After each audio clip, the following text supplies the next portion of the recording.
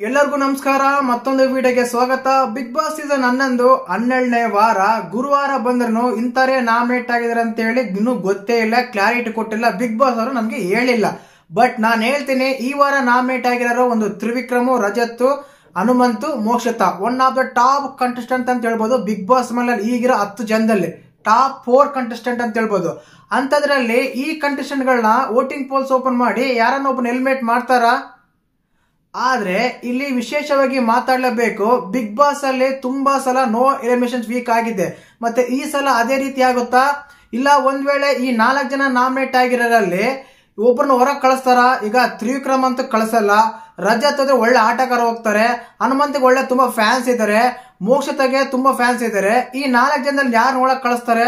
Voting poles open ಆಗುತ್ತಾ ಇಲ್ಲ no elimination weak ಇರುತ್ತಾ? ಅದಾದ್ಮೇಲೆ ಈ ವಾರದ ಕ್ಯಾಪ್ಟನ್ಸಿ ಟಾಸ್ಕ್ ಯಾವ ರೀತಿ ಇರುತ್ತೆ? ವೋಟಿಂಗ್ ಪೋಲ್ಸ್ ಓಪನ್ ಆಗುತ್ತಿಲ್ಲ. ಇಂತ ಎಲ್ಲ ಪ್ರಶ್ನೆಗಳಿಗೆ ಈ ವಿಡಿಯೋದಲ್ಲಿ ಮಾತಾಡೋಣ. ದಯವಿಟ್ಟು ಚಾನಲ್ ಯಾರನ್ನು ಹೊಸ ನೋಡ್ತಾ ಇದ್ರೆ ಮಿಸ್ ಮಾಡದೆ ಸಬ್ಸ್ಕ್ರೈಬ್ ಮಾಡಿ, ಲೈಕ್ ಮಾಡಿ, ಶೇರ್ ಮಾಡಿ.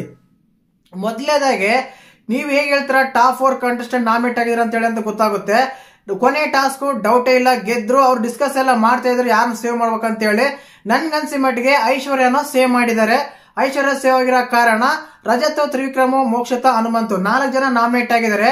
ಈ 4 ಜನ ನಾಮಿನೇಟ್ ಆಗಿರೋ ಕಾರಣ ಒಂದ್ ವೇಳೆ ಈ 4 ಜನದಲ್ಲಿ ಯಾರೇ ಹೋದ್ರು ಬಿಗ್ ಬಾಸ್ಗೆ ಲಾಸ್, ಮೊದಲನೇದಾಗಿ ಲಾಸ್ ಆಗುತ್ತೆ.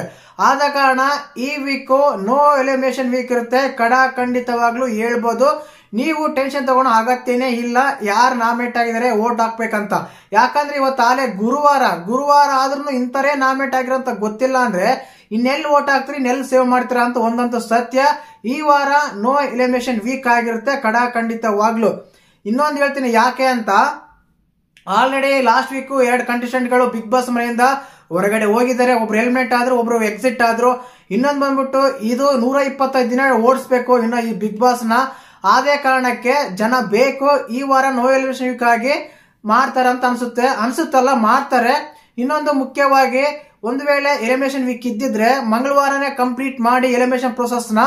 ಅದಾದ್ಮೇಲೆ ಇಲ್ಲಿ ಇಂತರಿಗೆ ವೋಟ್ ಮಾಡಿ ಅಂತ ಹೇಳಿ ನಮಗೆಲ್ಲ ವೋಟಿಂಗ್ ಪೋಲ್ಸ್ ಓಪನ್ ಮಾಡ್ತಾ ಇದ್ರು.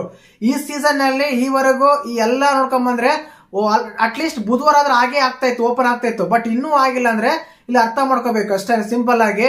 ಇನ್ನೊಂದು ಮತ್ತೆ ನಾಮಿನೇಟ್ ಆಗಿರೋರಿಗೆ ಏನು ಒಂದು ಇರುತ್ತೆ ಅಂದ್ರೆ ಕ್ಯಾಪ್ಟನ್ಸಿ ಟಾಸ್ಕ್ ಆಡಕ್ಕೆ ಇವ್ರು ಅವಕಾಶ ಕೊಡಲ್ಲ ಅಂತ ಅನ್ಸುತ್ತೆ.